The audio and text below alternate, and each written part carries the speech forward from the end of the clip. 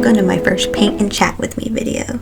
So grab your paint, your paintbrushes, if you prefer, your pencil and sketchbook, or if anything, I can be your visual podcast and you can just have me playing in the background while you do your own work, do your own thing. I really like podcasts, especially during the pandemic, so I don't feel like I'm always by myself.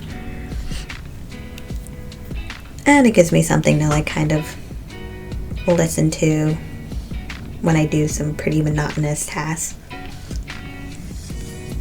So for today's paint session, I started with Sibyliine.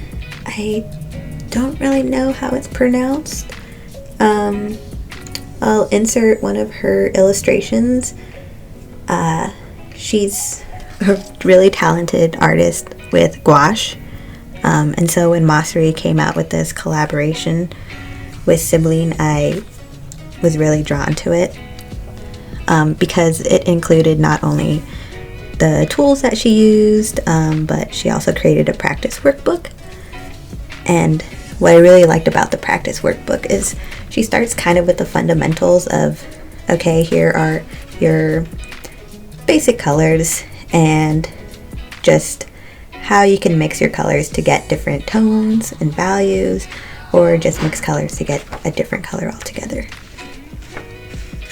And what I really liked about it was she has a very distinct style when she's painting skin tones. So with this whole practice, I wanted to just get the confidence to just try. And I had already had this sketch drawn out in my old sketchbook from 4 or 5 years ago, and I just thought, okay, well, I still like this sketch. I might as well still try to paint her. And so I just wanted to use this session to really just practice and to let myself experiment. And it doesn't have to be perfect. I'm really trying to get away from that idea that I can't use nice paints because I don't have the skills to really bring them to life. And really the only way I can get better is if I practice. I've let art be in the back burner, and I don't really want to let that happen again. I mean, I'm out of school. I don't have a lot of things to do now with the pandemic. And I really took art a lot more seriously during lockdown, and I really hope that I can be consistent with it even afterwards. Also, when I filmed this, it wasn't actually snowing. I just grabbed a clip of the snow because I thought I would probably take a video that day, but I didn't. And it's been kind of weird here. We usually get more snow, but we haven't. And as you saw, why are those squirrels out? I also have a really funny picture of a squirrel eating a pizza. And I was really weirded out when he came onto the balcony while I was sitting there. I was just like, what are you doing here? And he went under our deck and then popped out with the pizza and then threw himself onto the tree so he can eat it.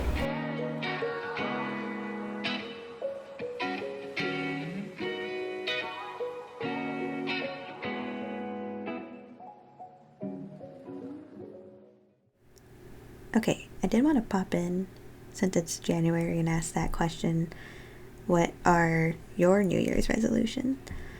In 2019, I had done a lot of traveling, so in 2020, I had made it the year of rest. And I didn't know the pandemic would be happening, and it was quite literally the year of rest. And so for 2021, I'm thinking about it being the year of just letting go. So mostly about letting go of the fear of change. I've been thinking about quitting my full-time job to find another one. And I also just want to let go of my attachment to things I feel like I just hoarded so much stuff from my own small apartment and brought it into my bigger house. And as I accumulate more things, I don't let other things go.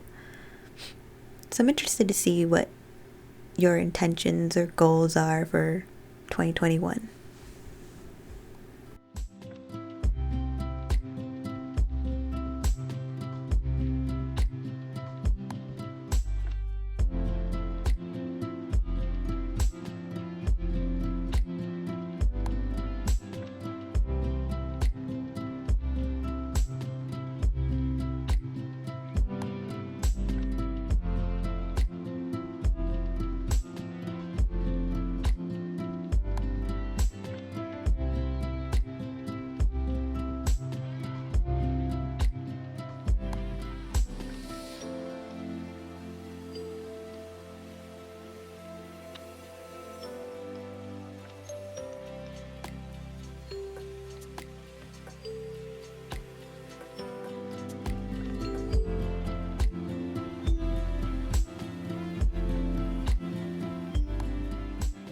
So when I was painting the first layer of the skin tone, I had a mini panic attack only because I'm someone who likes to see their sketch layer, and I had a very heavy hand with the acrylic gouache, and so I could barely kind of see my sketch underneath it. But I mean, I was just like, okay, let's just go, just do it. We'll see how it goes. And then I was trying to put in some light back into it because, you know, we're not just one flat layer. You have your highlights and your dark spots, and I felt like I was using a very, very light color for how everything else was looking. I mean, this is the ugly part of it. I think it comes together at the very end when you start to do the line work.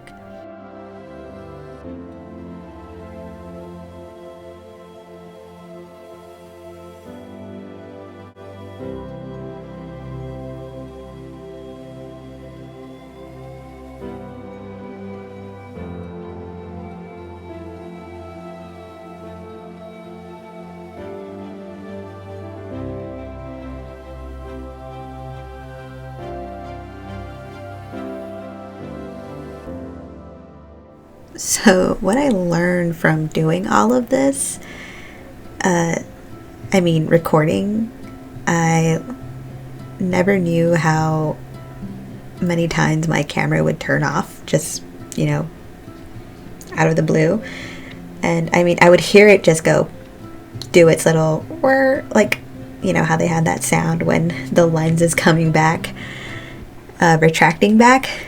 And I was like, why are you doing this? And then I would start, and then I'd try to record again, and then in another 2 minutes it would just say, hey, nope, not working anymore, need a nap.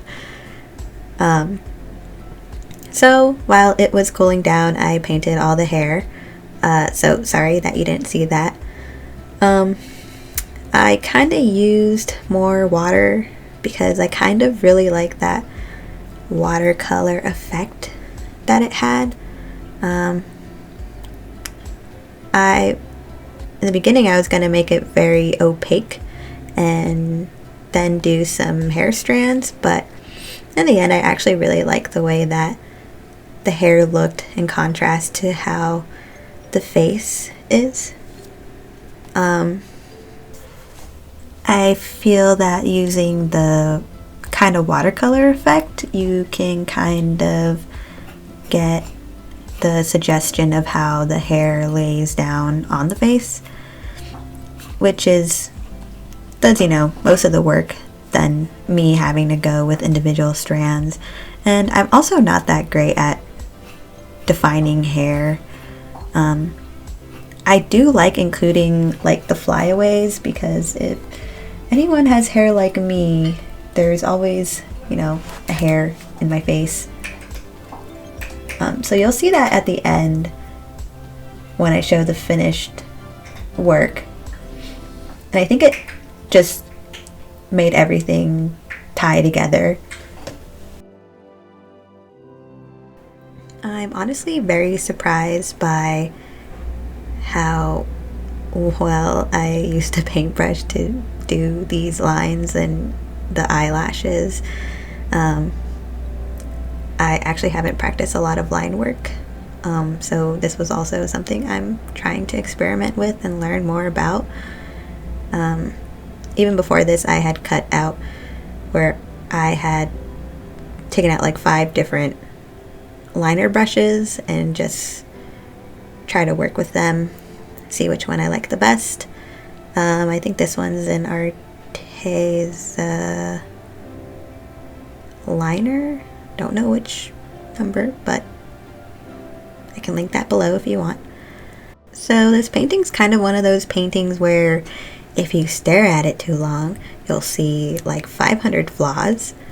But I mean, this was supposed to be a practice. It wasn't supposed to be perfect. Also I think because I had it tilted, I also just kind of had some angles drooping more to one side, so the chin is kind of more to the left than actually being centered. But I feel like I really just got her essence. I got kind of what I was going for. I wanted her to be really peaceful. I think the line work also really helped to just define the features, and it blended well with the underlayers, so all the highlights kind of came together and where they were supposed to be.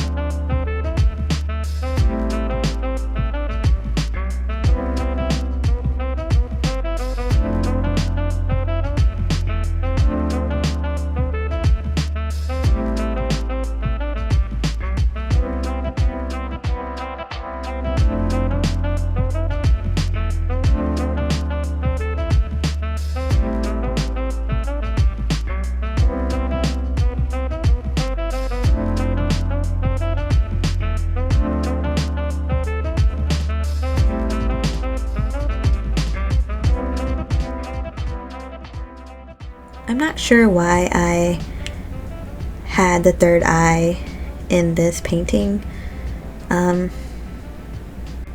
I'm trying to think back to what I was feeling when I drew this. This was when I was still living with roommates and I had just started my new job. So I had just graduated. It was like a year out of college. And the thing is, when you're in college, you kind of put everything that gave you joy, I mean like hobbies, right? A lot of my hobbies, like painting or playing the piano or even running, just were put in the back burner because I was also working, especially in like my last year of college. I was working 2 jobs. And the thing about an engineering degree is that you also have labs on top of your class time and lectures, and I would just come home always tired, so I just never felt the urge to do all of those self-care things. And so I was kind of just trying to figure out, like, what do I do with all this time that I have left? Because, I'd go to work and then come back home, and then I guess now all we do is go on YouTube, binge watch a whole bunch of Netflix. A lot of my friends weren't even in the same state as me, and I didn't have my family on the East Coast, so I think I was just like super alone. But it still doesn't make me understand why I put this third eye. I also think when I think of third eye, I'm thinking of yoga and thinking of how you just sometimes need to take a step back and trust in the process. And so the third eye for me kind of symbolizes having some trust in yourself, having trust in the path that you're going in.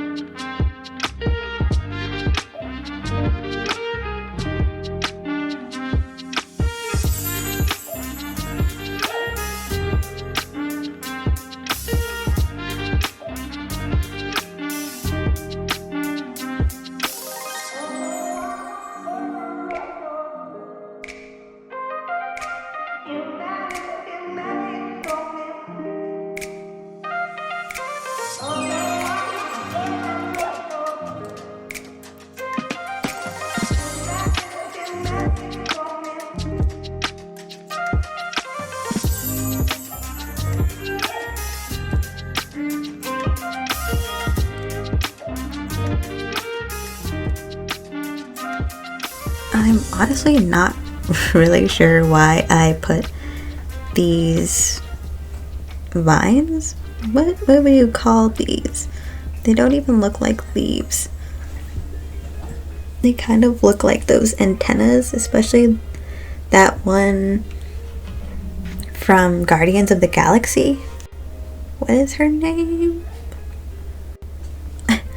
I'm Googling it right now, and it literally had Antenna Girl there, and that's kind of how I see this painting looking like.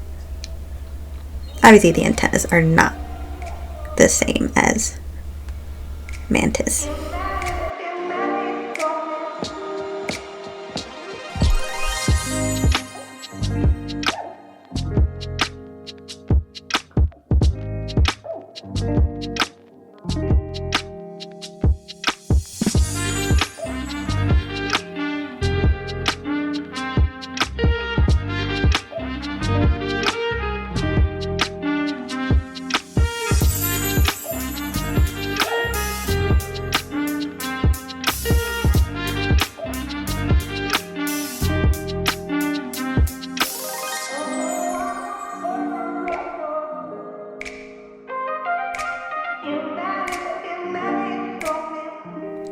Okay, so I apologize for the blurring. My camera had one job and it failed. And it's gonna happen about 2 to 3 times more. I try to cut out most of it, but hopefully you don't mind. Hopefully you look away. Because I mean, I need to use glasses, and this hurts my own eyes.